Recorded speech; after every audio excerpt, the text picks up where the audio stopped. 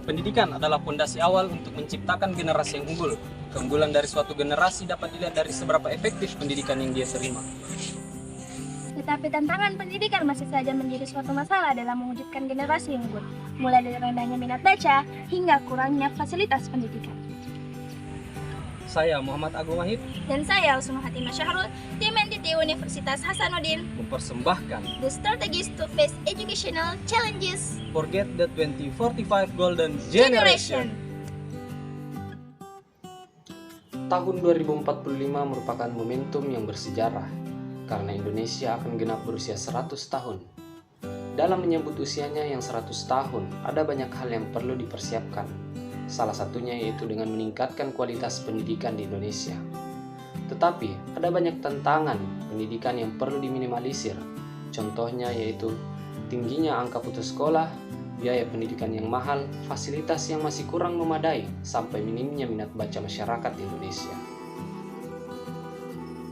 Hambatan pertama terhadap masalah pendidikan di Indonesia ini adalah biaya, di mana biaya pendidikan di Indonesia menurut data Badan Pusat Statistik atau BPS pada tahun ajaran 2020-2021 dapat terlihat pada diagram batang sebagai berikut. Pada diagram tersebut dapat diketahui bahwa rata-rata biaya yang dibutuhkan untuk menempuh pendidikan sekolah dasar atau SD ini sekitar 3,24 juta. Untuk sekolah menengah pertama atau SMP ini sekitar 5,59 juta, untuk sekolah menengah atas itu sekitar 7,8 juta, dan untuk tingkat perguruan tinggi itu sekitar 14,47 juta. Pada diagram tersebut dapat diketahui bahwa semakin tinggi jenjang pendidikan, maka semakin tinggi pula biaya pendidikan yang dibutuhkan. Peningkatan biaya pendidikan tersebut akan berdampak pada peningkatan angka putus sekolah di Indonesia.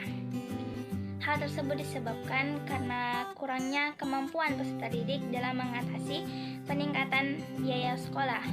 Masalah putus sekolah ini telah menjadi permasalahan sejak era kemerdekaan. Pada diagram tersebut kita dapat ketahui bahwa angka putus sekolah pada jenjang pendidikan sekolah dasar atau SD ini terdapat 1 dari 1.000 penduduk yang mengenyam pendidikan sekolah dasar harus putus sekolah. Sedangkan untuk tingkat pendidikan SMP terdapat 9 dari 1.000 penduduk yang mengenyam pendidikan sekolah menengah pertama ini harus putus sekolah, dan untuk sekolah menengah atas ini terdapat 11 dari 1.000 penduduk yang mengenyam pendidikan sekolah menengah atas ini harus putus sekolah. Untuk menyambut Indonesia Emas 2045, angka putus sekolah di Indonesia ini harus segera diminimalisir. Indonesia PISA Score. Dari skor PISA yang didapatkan oleh negara Indonesia, ini dapat diketahui bahwa tingkat minat baca negara Indonesia ini masih sangat rendah.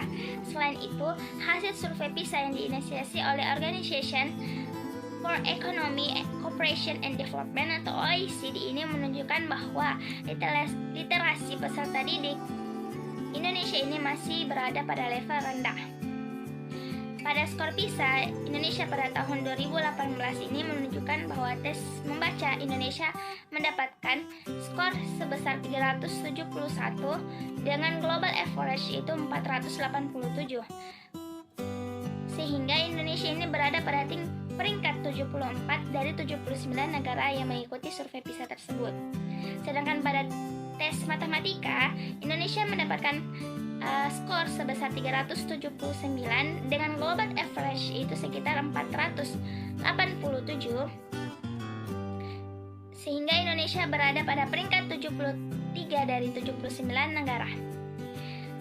Sedangkan pada tingkat sains itu Indonesia memperoleh skor sebesar 396 dengan global average 489, sehingga Indonesia ini berada pada peringkat 71 dari 79 negara. Dari ketiga skor tersebut, Indonesia berada pada peringkat 74 dari 79 negara yang mengikuti survei PISA tersebut. Hambatan selanjutnya ialah fasilitas sekolah. Fasilitas yang memadai ini akan berpengaruh terhadap proses pembelajaran peserta didik. Salah satunya itu adalah fasilitas kebersihan. Contoh sederhana dari fasilitas kebersihan ini adalah mencuci tangan. Mencuci tangan ini merupakan salah satu langkah untuk mencegah berbagai penyakit yang beredar di kalangan peserta didik. Namun, tidak semua sekolah ini memiliki ketersediaan akses terhadap mencuci tangan. Pada diagram tersebut, kita dapat mengetahui bahwa persentase sekolah yang memiliki fasilitas kebersihan dasar pada tahun 2020 itu pada tingkat SMK itu sekitar 58,95%, pada tingkat SMA itu sekitar 57,60%, pada tingkat SMP itu sekitar 50,59%, dan pada tingkat SD itu sekitar 55,84%. Dengan diminimalisirnya hambatan pendidikan yang ada di Indonesia, kita berharap pendidikan Indonesia dapat lebih berkembang, mulai dari meningkatnya rata-rata pendidikan Indonesia yang sampai mencapai 12 tahun, meningkatnya APK perguruan tinggi yang mencapai 60%, sampai meningkatnya angkatan kerja lulusan SMA sederajat yang mencapai 90%. Tentunya harapan itu tidak lepas dari strategi apa yang akan kita gunakan dalam memenuhi harapan tersebut. Hal yang dapat kita lakukan yaitu, yang pertama, melakukan pemerataan fasilitas pendidikan ke pelosok daerah. Saat ini masih banyak daerah-daerah yang masih belum merasakan baiknya fasilitas pendidikan. Tentunya fasilitas yang baik akan meningkatkan minat belajar setiap siswa. Yang kedua yaitu subsidi pendidikan yang tepat sasaran. Tingginya angka putus sekolah menjadi salah satu bukti bahwa subsidi pendidikan di Indonesia masih belum berada pada sasaran yang tepat. Yang ketiga yaitu akses terhadap buku maupun bahan literasi lainnya mudah diakses. Saat ini bahkan dengan adanya smartphone, akses terhadap buku, jurnal maupun bahan literasi lainnya masih sangat sulit untuk didapatkan. Selanjutnya, dalam meningkatkan efektivitas pendidikan di Indonesia, tentunya tidak lepas dari peran orang tua, guru, dan masyarakat dalam membina maupun memantau perkembangan setiap siswa.